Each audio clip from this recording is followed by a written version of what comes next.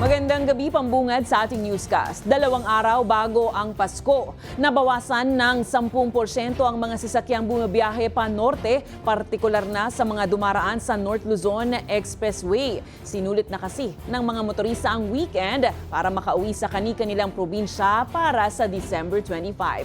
Ang balitang A to Z ni Ian Maghanoy. Maagang nagpadikit ng RFID sticker si Jim Monzales sa Balintawak Toll Plaza sa NLEX.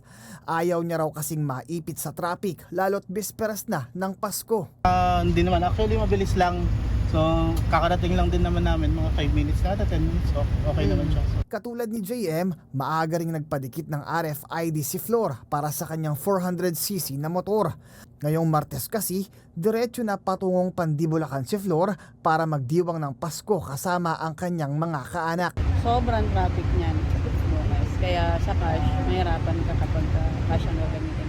Mula sa daily average na 334,000 na mga sasakyang bumabiyahe sa North Luzon Expressway, umakyat ito sa bilang na 377,000 nitong weekend ayon sa pamunuan ng NLEX Corporation. Makikita po namin ang rough po natin is yung bandang, nung araw ng Friday, kung saan talagang dagsaan yung mga sasakyan at ganun din po nung Saturday kung saan early morning pa lang po before 5 a.m. Tuloy-tuloy po na talagang dagsa yung ating mga kababayan hanggang around 8 p.m. Sinulit na kasi umano ng maraming motorista ang weekend traffic rush, dahilan para mabawasan ng 10% ang traffic volume ng mga kasalukuyang bumabiyahe ngayong Lunes. Mukhang karamihan po nakauwi na po last weekend, yung Friday, Saturday.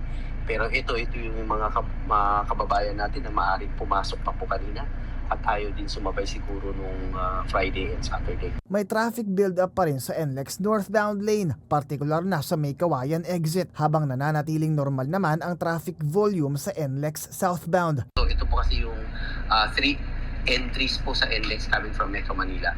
Itong Balintawak, Mindanao Toll Plaza and yung Karohatan Toll Plaza. Gayunpaman, asahang tataas ulit ito matapos ang holiday season. We're expecting na yung daily average natin is tataas po ng mga 10%. So that's additional 33,400.